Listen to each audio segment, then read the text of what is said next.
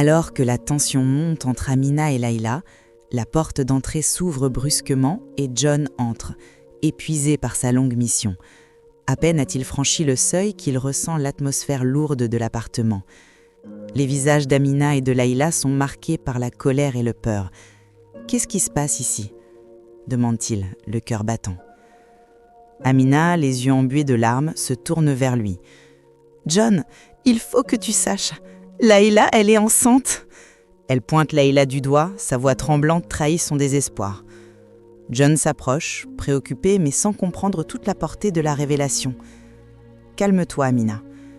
Dis-moi exactement ce qui se passe, » répond-il d'une voix douce mais ferme. Il sait que cette situation est délicate et il essaye de garder son calme, pensant à une grossesse non désirée dans des circonstances difficiles. Layla reste en retrait, son visage blême et ses mains tremblantes.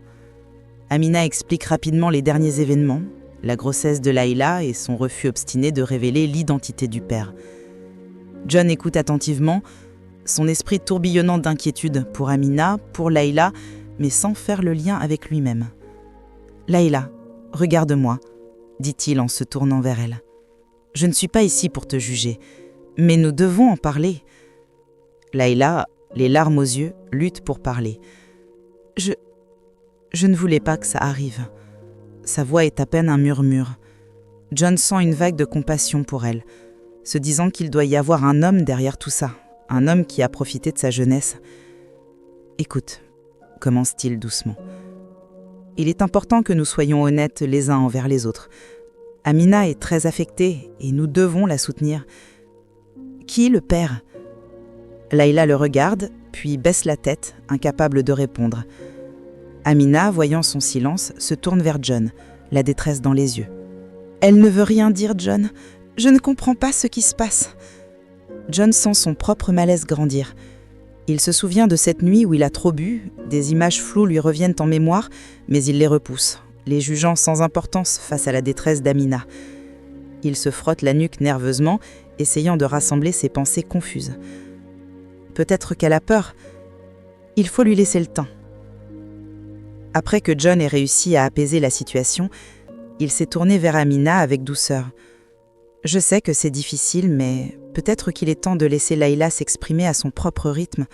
Elle a besoin de temps pour elle-même. » Amina, encore tremblante de colère et d'inquiétude, acquiesce lentement. Elle sait que John a raison, mais la douleur de ne pas savoir la ronge. Elle se force alors à prendre une grande respiration. « D'accord, je vais essayer de ne pas poser de questions pour l'instant. » Les jours passent et le ventre de Layla continue de prendre du volume. Chaque matin, Amina se réveille avec un mélange de curiosité et d'angoisse. Elle observe sa sœur avec des yeux pleins d'interrogations, mais elle reste silencieuse, respectant le choix de Layla. Layla semble plus calme aussi, comme si le poids de la décision d'annoncer la vérité s'était allégé un peu. Elle passe beaucoup de temps dans sa chambre, parfois en train d'écouter de musique douce ou de lire des livres sur la maternité. Amina tente d'être présente pour elle, lui apportant des repas ou lui proposant d'aller se promener. Mais chaque geste teinté d'une tension sous-jacente. Un soir, alors qu'elles sont toutes les deux assises dans le salon, Amina se décide à briser le silence encore une fois. « Layla, je veux juste que tu saches que je suis là si tu veux en parler. Peu importe qui est le père. » Ces mots flottent dans l'air lourd, chargés d'une émotion palpable. Layla lève les yeux vers elle, une lueur d'appréhension dans son regard. « Merci, Amina. Je suis juste tellement perdue en ce moment. »« Tu n'as pas à te sentir seule, » répond Amina avec tendresse, en essayant de cacher sa propre inquiétude grandissante. Les semaines passent encore, et à chaque rendez-vous chez le médecin, l'angoisse d'Amina grandit. Elle voit son ventre s'arrondir et réalise que bientôt, elles devront faire face à la réalité ensemble. Les soirées deviennent plus longues et silencieuses. Les rires qui résonnaient autrefois dans l'appartement semblent désormais étouffés par le secret qui pèse sur leur tête. Un jour, alors qu'Amina prépare le dîner, elle se tourne vers Layla dans le salon. « Il faut que tu me dises la vérité maintenant. Qui est cet homme ? Qu'est-ce qui se passe vraiment ?» Le visage de Layla blêmit et elle se fiche sur place. « Je peux t'expliquer » murmure-t-elle lentement en se levant. Amina sent la tension monter entre elles deux. alors qu'elles réalisent toutes les deux qu'il est temps d'affronter ce qui a été caché trop longtemps. La scène devient intense alors que John entre dans la pièce à ce moment-là, attiré par l'agitation. Il voit les visages tendus des deux sœurs et comprend immédiatement que quelque chose ne va pas. « Que se passe-t-il ici » demande-t-il avec une inquiétude palpable dans sa voix. Amina croise les bras et fixe Layla intensément. Il est temps qu'on sache toute la vérité. John prit une profonde inspiration, cherchant les mots justes pour apaiser la tension qui flottait dans l'air. Il se tourna vers Amina, son regard empreint de compréhension. « Écoute Amina, je sais que cette situation te préoccupe, mais nous devons laisser à Layla le temps de s'ouvrir à nous. Elle traverse une période difficile et révéler l'identité du père de son bébé n'est pas facile pour elle. » Il marqua une pause, essayant de capter l'attention d'Amina. « Rappelle-toi à quel point cela a été compliqué pour toi aussi lorsque nous avons eu nos propres défis. Nous avons dû nous soutenir mutuellement. Layla mérite cette même patience et cet espace. » Amina, bien que toujours inquiète, commença à se détendre un peu. « Tu as raison, John. Je ne veux pas qu'elle se sente encore plus isolée. Mais j'ai peur des conséquences si elle garde ce secret trop longtemps. Je comprends tes inquiétudes, mais forcer les choses ne fera qu'aggraver la situation. Allons lui parler ensemble après qu'elle ait eu un moment pour elle-même.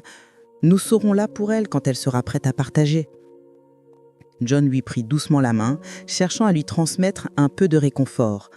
Amina hocha la tête lentement, réalisant que parfois, la patience était le meilleur des alliés dans des moments aussi délicats. « D'accord, faisons comme ça, » répondit-elle enfin, avec un soupçon d'espoir dans la voix. La décision prise, ils se dirigèrent tous deux vers l'escalier pour rejoindre Layla. Mais là, à la surprise générale de tous, Layla se mit à perdre les os. Le futur bébé était en train d'arriver. Layla, prise par des contractions de plus en plus intenses, se laissa tomber sur le pas des escaliers. Amina et John se retrouvèrent dans un état de panique mêlé d'excitation. Ils embarquaient dans le véhicule de John et fonçaient à vive allure vers l'hôpital le plus proche. Il leur a fallu que quelques minutes pour y arriver. « Je vais chercher une infirmière !» s'écria John, courant vers la porte. Amina, quant à elle, s'approcha de Layla, qui semblait à la fois effrayée et déterminée. Les médecins accoururent. « Layla, respire profondément. Tu es forte, tu peux le faire !» l'encouragea-t-elle tout en prenant sa main. Les minutes passèrent comme des heures. Les cris de Layla résonnaient dans la pièce. Mais Amina restait à ses côtés, lui murmurant des mots d'encouragement. Finalement, dans un dernier effort, Layla poussa avec toute sa force. Un cri aigu retentit dans la pièce alors que le bébé venait au monde. Les médecins prirent l'enfant et l'enveloppèrent rapidement dans une couverture avant de le remettre à Layla. « Félicitations, c'est un garçon !» annonça le médecin avec un sourire. Layla prit son fils dans ses bras, les larmes aux yeux. Mais alors qu'elle admirait son petit garçon, Amina ne pouvait pas s'empêcher de remarquer à quel point ce bébé ressemblait à John. Elle échangea un regard inquiet avec lui, qui était revenu et tenait une caméra pour immortaliser ce moment précieux. « Regarde comme il est beau !» exclama John en s'approchant pour voir le bébé. Amina hésitait. Elle savait que ce moment était censé être joyeux, mais la ressemblance troublante la hantait. « Il faut qu'on parle à Layla » chuchota-t-elle à John. Tout en caressant la tête du bébé, Layla leva les yeux vers eux avec un sourire fatigué mais heureux. « Merci d'être là tous les deux. Je sais que vous avez beaucoup de questions. » John et Amina échangèrent un regard complice avant qu'Amina ne prenne une profonde inspiration pour briser le silence. « Layla, nous voulons juste comprendre. Est-ce que tu pourrais nous dire qui est vraiment le père ?» Layla hésita un instant, son visage se fermant légèrement. « Je ne sais pas si c'est le bon moment, mais je vous dois la vérité. Seulement pour l'heure, je suis vraiment épuisée. Pourrions-nous remettre cette conversation à plus tard ?» Ainsi prit fin la conversation ce jour-là, et le trio se fait d'admiration pour ce nouvel être qui venait de voir le jour. Quelques mois s'étaient écoulés depuis la naissance du petit garçon. La vie semblait avoir repris son cours, mais une tension sourde régnait dans l'air. John et Amina avaient toujours été un couple soudé. Mais depuis quelque temps, Amina avait remarqué un changement dans le comportement de John. Il était devenu plus distant, souvent plongé dans ses pensées et passait de plus en plus de temps avec Layla et se préoccupait vraiment beaucoup du bébé. Au début, Amina avait trouvé cela normal. Layla était une jeune mère qui avait besoin de soutien. Mais au fil des jours, elle ne pouvait ignorer les regards complices que John échangeait avec elle. Un soir, alors qu'ils prenaient le dîner ensemble, Amina observa John rire à goût déployé à une blague de Layla. La façon dont il la regardait avec une tendresse qu'elle n'avait pas vue depuis longtemps lui fit mal au cœur. Elle se rappelait des jours précédents où ils partageaient des moments de complicité et de rire. « John, tu pourrais m'aider à préparer le dessert ?» demanda-t-elle d'une voix douce, essayant d'attirer son attention. « Oh, je suis désolée, Amina, je dois encore finir ce rapport pour le travail, » répondit-il distraitement, avant de se tourner vers Layla. « Tu veux un café ?» Amina sentit une boule se former dans la gorge. Elle savait que quelque chose n'allait pas. Après le dîner, elle prit son courage à deux mains et aborda le sujet. « John, est-ce que tout va bien entre nous ? J'ai l'impression que tu es plus proche de Layla de ces derniers temps. » John détourna le regard, visiblement mal à l'aise. « Ce n'est pas ce que tu penses. Je suis juste là pour l'aider. Elle a besoin de soutien. »« Mais qu'en est-il de nous ? Je me sens mise de côté. » John soupira et se leva pour faire les 100 pas dans la pièce. « Je ne sais pas quoi te dire. C'est compliqué. Je me sens responsable envers Layla et son bébé. » Amina sentit une vague d'émotions déferler sur elle, colère, tristesse et surtout une profonde inquiétude pour leur relation.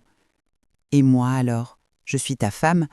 Je mérite aussi ton attention et ton amour. » Le silence s'installa entre eux alors qu'ils se dévisageaient. Amina savait qu'il y avait un secret non dit qui pesait sur leurs épaules. Celui que Layla gardait pour elle-même pouvait peut-être en être la cause. « Écoute, ce n'est rien, certainement un sentiment qui va te passer, » rétorqua John. « Nous devrions nous coucher maintenant car il se fait tard. » Les mois passaient et la situation chez John et Amina devenait de plus en plus insupportable. Layla semblait s'installer dans un rôle qui ne lui appartenait pas. Amina commençait à se sentir comme une étrangère dans sa propre maison. Un soir, alors qu'Amina rentrait du travail, elle trouva la cuisine en désordre, des jouets éparpillés partout, et Layla assise à la table, les pieds sur le meuble, en train de discuter avec John comme s'ils formaient un couple. Amina se figea sur le seuil, incapable de croire ce qu'elle voyait. « Oh, regarde qui voilà !» s'exclama Layla avec un sourire sarcastique. « Tu es enfin rentrée. J'espère que tu n'as pas oublié que c'est à toi de préparer le dîner ce soir. John est trop occupé à travailler. » Amina sentit une montée de colère et d'humiliation. « Excuse-moi, je suis ta sœur, pas ta servante ?» répliqua-t-elle en s'avançant dans la pièce. Layla haussait les épaules avec désinvolture. « Oui, je sais, mais je suis aussi la mère d'un petit garçon qui a besoin de moi. Tu devrais être reconnaissante qu'il y ait des bruits de bébé dans cette maison. » John, qui était resté silencieux jusqu'alors, leva les yeux de son ordinateur portable. « Layla a raison, Amina. Notre vie a beaucoup plus de sens depuis l'arrivée de cet enfant. » La douleur dans le cœur d'Amina se transforma en rage. « Et moi alors ? Que fais-tu pour moi ? Je me sens complètement ignorée ici. » Layla éclata de rire, un rire moqueur qui résonna dans la cuisine. « Oh, ne sois pas si dramatique, c'est juste temporaire. Après tout, c'est moi qui ai donné naissance à ce petit bonhomme. » Amina se tourna vers John avec désespoir dans les yeux. « Est-ce que tu vas vraiment laisser cette gamine me parler comme ça ?» John baissa les yeux, visiblement mal à l'aise, mais ne réagissant toujours pas face au comportement de Layla. Les jours suivants furent tout aussi tendus. Amina découvrit que Layla prenait des décisions sans lui en parler. Elle avait organisé une fête pour célébrer le 1er mois du bébé sans même consulter Amina sur les détails ou sur son emploi du temps. « Ça va être génial. J'ai invité quelques amis », annonça Layla un matin alors qu'elle préparait le petit déjeuner. « Attends une minute, pourquoi je n'étais pas au courant ?» demanda Amina, sentant la colère monter. « Oh, je pensais que tu serais trop occupée pour y penser », répondit Layla avec un sourire narquois. Amina se tourna vers John, qui était encore une fois plongé dans ses pensées, ignorant complètement la tension entre les deux femmes. C'était comme si sa sœur avait pris le contrôle de leur maison et que John l'encourageait sans même s'en rendre compte. À chaque occasion où Amina tentait d'affirmer son autorité ou son rôle de grande sœur et d'épouse, Layla répondait avec une attitude désinvoltue et moqueuse. « Laisse-moi faire ça à ma manière. Après tout, je sais mieux ce dont ce bébé a besoin que toi. » Un soir, alors qu'Amina tentait d'expliquer à John combien elle se sentait blessée par l'attitude de Layla, il se contentait de soupirer. Je ne peux pas être là pour tout le monde en même temps.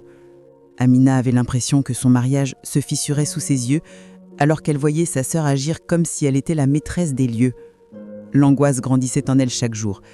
Elle savait qu'il fallait agir avant que cette situation ne devienne insupportable. Éprouvée par cette dynamique toxique entre sa sœur et son mari, Amina décida finalement qu'il était temps d'agir pour récupérer sa place dans cette maison et faire face à Leïla, une bonne fois pour toutes. Amina, le cœur lourd et l'âme en détresse, décida qu'elle ne pouvait plus endurer cette situation. Elle avait besoin de parler à quelqu'un, de partager son fardeau et de trouver du réconfort. Elle appela sa meilleure amie, Chloé, une femme sage et compréhensive, et lui demanda de la rencontrer le plus vite. Quelques heures plus tard, elles étaient sisées dans un café discret, loin des regards indiscrets. Amina, les larmes aux yeux, raconta à Chloé tout ce qu'il s'était passé, la transformation de John, l'attitude de Leïla et le sentiment d'être complètement mise à l'écart dans sa propre vie. Chloé écoutait attentivement, sa main posée sur celle d'Amina pour la rassurer. Quand Amina eut fini, Chloé prit une profonde inspiration et dit « Amina, je suis tellement désolée que tu traverses tout ça. Mais tu sais, il y a quelque chose qui me chiffonne depuis le début. La façon dont John est obsédé par ce bébé et comment Leïla se comporte, ça me semble un peu trop parfait, un peu trop organisé pour être une simple coïncidence. » Amina la regarda, intriguée. « Qu'est-ce que tu veux dire ?»« Eh bien, continua Chloé hésitant, tu es sûre que ce bébé n'est pas de John ? Je sais que ça peut sembler dur à entendre, mais leur comportement me fait me poser des questions. » Amina fut choquée par cette suggestion. « Mais c'est ma sœur ? Et John ? Comment pourrait-il ?» ?»« Je ne dis pas que c'est le cas, » la coupa Chloé doucement, « mais si tu veux la vérité, si tu veux comprendre pourquoi John agit comme ça et pourquoi Leïla se permet tout ça, il y a un moyen de le savoir avec certitude. »« Lequel ?» demanda Amina, une lueur d'espoir mêlée à d'appréhension dans ses yeux. « Un test ADN, » répondit Chloé, le regard déterminé. « Fais un test ADN pour le bébé et compare-le à celui de John. Si John est le père, tu auras ta réponse. Si ce n'est pas le cas, alors tu sauras pourquoi Leïla et John s'agissent de manière si étrange. » L'idée était audacieuse, presque impensable, mais Amina sentait que Chloé avait raison. Il fallait qu'elle sache. La vérité, même si elle était douloureuse, serait toujours préférable à cette ignorance angoissante. Avec une détermination nouvelle, Amina prit rendez-vous dans un laboratoire privé. Elle réussit à obtenir un échantillon d'ADN de John sous un prétexte anodin, prétextant qu'elle voulait vérifier leur compatibilité pour une assurance vie ou quelque chose de similaire. Elle se procura ensuite un échantillon de salive du bébé, profitant d'un moment où Leïla était distraite. Les jours qui suivirent furent une torture. Amina vivait dans l'attente, le cœur battant la chamade à chaque sonnerie de téléphone, à chaque notification d'email. Elle ne parlait plus à Leïla, et ses interactions avec John étaient devenues glaciales, empreintes d'une méfiance grandissante. Puis, un après-midi, le verdict tomba. Le résultat du test ADN était arrivé. Amina ouvrit l'enveloppe avec des mains tremblantes. Ses yeux parcoururent les lignes et le monde s'écroula autour d'elle. « Non, ce n'est pas possible », murmura-t-elle, le souffle coupé. Les résultats étaient sans appel. Le test confirmait avec une probabilité de 99,99% que John était le père. La vérité éclata en plein jour, brutale et dévastatrice. Amina comprit alors tout. Le comportement étrange de John, son obsession pour le bébé, le soutien inconditionnel qu'il apportait à Leïla et même les regards complices qu'elle avait remarqués.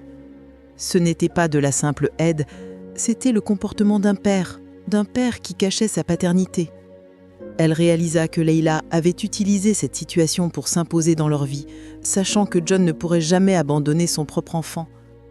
La déception et la trahison la submergeaient. Elle avait été trompée par sa propre sœur et par l'homme qu'elle aimait.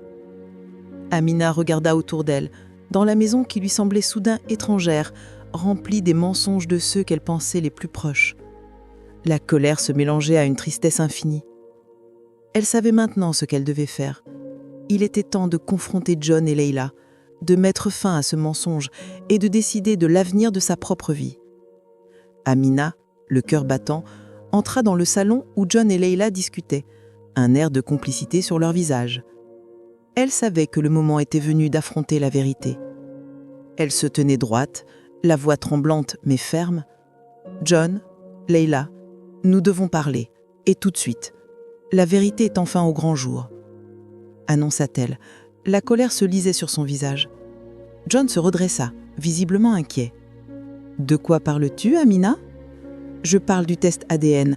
J'essaie maintenant que tu es le père du bébé de Leila. » Leila éclata d'un rire moquard. « Oh, Amina, tu es si dramatique. Ce n'est pas si grave après tout. » Mais John blêmit. « Quoi ?